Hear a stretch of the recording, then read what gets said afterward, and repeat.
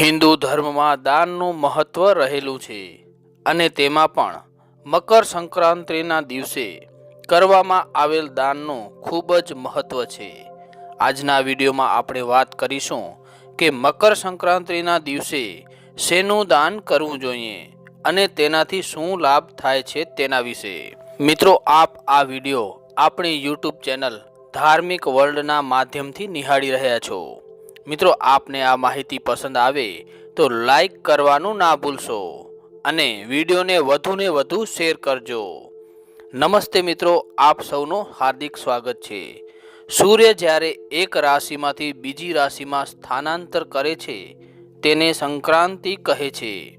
રાશિ 12 હોવાથી કુલ 12 સંક્રાંતિઓ આવે છે, પરંતુ જ્યારે સૂર્ય ધન રાશિમાંથી મકર રાશિમાં પ્રવેશ કરે છે તે દિવસને મકર સંક્રાંતિ કહેવાય છે। આ દિવસને ઉત્તરાયણ પણ કહેવાય છે। તેનું કારણ છે કે આ સમયે સૂર્ય પૃથ્વીની આજુબાજુ પોતાની પરિભ્રમણ દિશામાં પણ પરિવર્તન કરી થોડો ઉત્તર દિશા તરફ ખસે છે।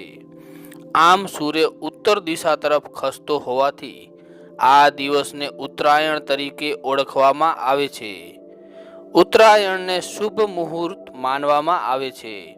આ કારણથી જ મકર સંક્રાંતિના દિવસની શુભ શરૂઆત દાન પુણ્ય કરીને કરવામાં આવે છે। મકર સંક્રાંતિના દિવસે કેટલીક વસ્તુઓ દાન કરવાનું ખાસ મહત્વ છે। આજે જાણીએ કે કયા અનાજનું દાન સંક્રાંતિના દિવસે કરવાથી શું લાભ થાય છે તેના વિશે વાત કરીએ તો પ્રથમ છે ઘઉં અને ચણા। આ બંને અનાજ દ્રઢતાના સૂચક છે। આ બંને અનાજનું દાન કરવાથી ઘરમાં સ્થિરતા આવે છે। ઘઉં સૂર્ય સંબંધિત અનાજ છે અને ચણા બૃહસ્પતિ સંબંધિત છે। સંક્રાંતિના દિવસે આ અનાજનું દાન કરવાથી ભૂમિ, સંતાન સંબંધિત લાભ થાય છે। વ્યાપાર તેમજ નોકરીમાં સ્થિરતા આવે છે। બીજા અનાજ વિશે વાત કરીએ તો છે જવ અને તલ। બંને વસ્તુઓ ખુશહાલીનું કારક છે। જવ શુક્ર સંબંધિત છે અને તલ શનિ સંબંધિત છે। આ બંનેમાંથી કોઈ પણ વસ્તુનું દાન કરવાથી જીવનમાં ખુશહાલી આવે છે। જે જાતકને તેની મહેનતનું ફળ ન મળતું હોય તેમણે સંક્રાંતિના દિવસે તલ અથવા જવનું દાન કરવું જોઈએ। આમ કરવાથી જીવનમાંથી નીરસતા દૂર થાય છે।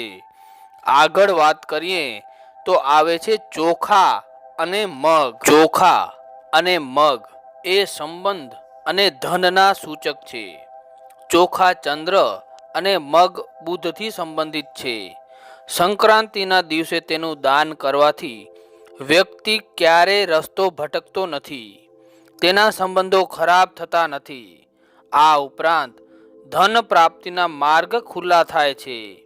આગળ વાત કરીએ તો આવે છે કાંગ। આ અનાજનું દાન કરવાથી સંબંધોમાં આવેલ કડવાશ દૂર થાય છે, બીમારીઓ દૂર થાય છે અને દાંપત્ય જીવનમાં પ્રેમ વધે છે। કારણ કે કાંગ શુક્ર સંબંધિત અનાજ છે અને કાંગનું દાન સંક્રાંતના દિવસે કરવાથી ઘરમાંથી કંકાસ દૂર થાય છે। ધાર્મિક અને સાંસ્કૃતિક દ્રષ્ટિકોણથી જોવામાં આવે તો મકર સંક્રાંતિનું ખાસ મહત્વ છે। પૌરાણિક કથા અનુસાર સૂર્યદેવ પુત્ર શનિના ઘરે જાય છે। આ દિવસે પિતા અને પુત્રનો અનોખો સંબંધ જોવા મળે છે। મકર સંક્રાંતિના દિવસે તલ અને ગોળના લાડુ બનાવવામાં આવે છે। આ દિવસે તલ અને તલની વસ્તુ ખાવાથી કષ્ટકારી ગ્રહોથી છુટકારો મળે છે। આ દિવસે ગંગા સ્નાન કરવું પણ શુભ માનવામાં આવે છે। મકર સંક્રાંતિના દિવસે ગરીબોને દાન કરવું પણ શુભ માનવામાં આવે છે। હવે વાત કરીએ મકર સંક્રાંતિ મહા ઉપાય વિશે તો કોડી। કોડી માં લક્ષ્મીનું પ્રતીક છે। તેમને ખૂબ જ પ્રિય વસ્તુમાંથી એક વસ્તુ છે। શાસ્ત્ર અનુસાર મકર સંક્રાંતિના દિવસે તેની પૂજા કરવામાં આવે છે. પીળા રંગના કપડામાં કોડીઓ રાખીને તિજોરીમાં રાખવામાં આવે છે. આ ઉપાય કરવાથી વ્યક્તિ પર માં લક્ષ્મીની કૃપા હંમેશા બની રહે છે અને વ્યક્તિને ધન સંબંધી પરેશાનીઓનો સામનો કરવો પડતો નથી. મિત્રો, આ વિડીયો આપને ગમ્યો હોય તો લાઈક કરશો અને વધુને વધુ શેર કરશો. ધન્યવાદ.